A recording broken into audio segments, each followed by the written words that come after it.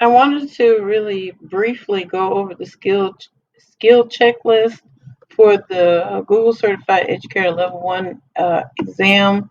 As I pointed this out, there is, and I mentioned this during class, but I want to make sure I address this one more time. There's a document that I've added to your resources. Let me show you. Your resources in Google Classroom. Let me make sure to go up here. It's under skill checklist. Skill checklist. So we talked about it in the last session, but let me go back to it really quick. Okay, skill checklist.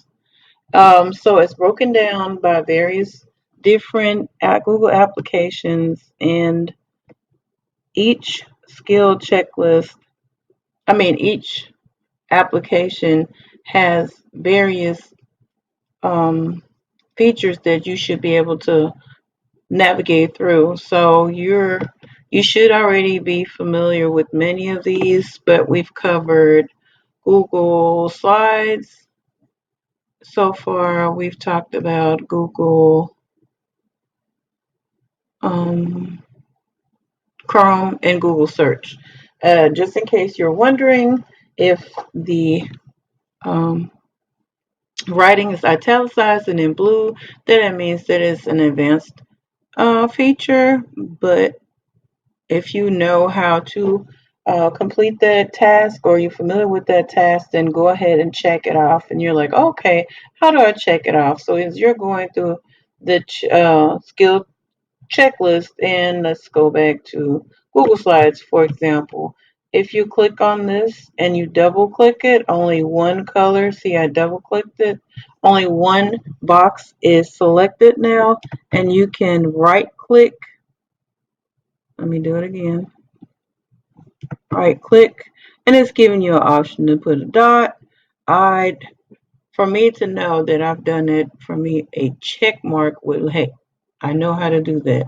So I'll come back out of that, but it's basically broken down. So all the features or the various tasks that are italicized in blue are advanced features. There is nothing wrong with knowing how to do it, but I've doubled and triple checked multiple times, but I would say that it's not part of level 1. The skills checklist items that are italicized, blue, and crossed out are features that you still should know how to manipulate, but they're not available on the G Suite for Education for Clayton County. So that is something that you would have to take care of on your personal device. You can log into Clayton County, but not not from the school server and the school device. So that's all I really had to add.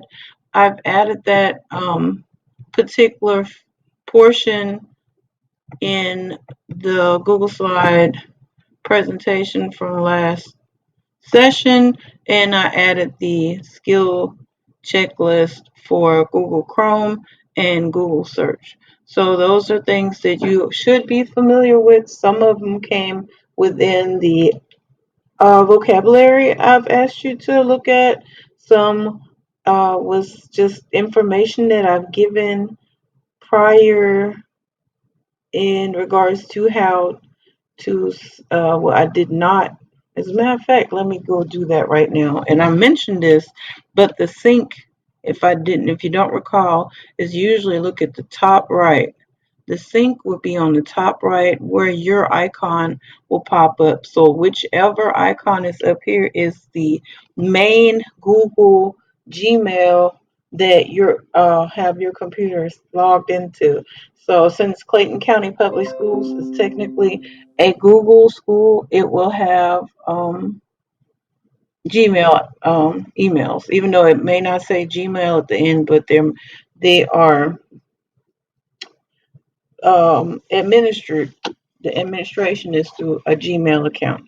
All right, I was trying to see if there's anything else. I discussed the Google for Education experts.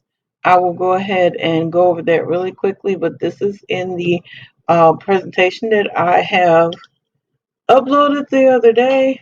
If you're taking a look at the various different levels of expertise in G Suite for Education, there is the Professional Development Partner, which is something similar to Mimeo Boxlight that you may be familiar with, and you can peruse through these various resources. And the link is, as I mentioned before, on the slide.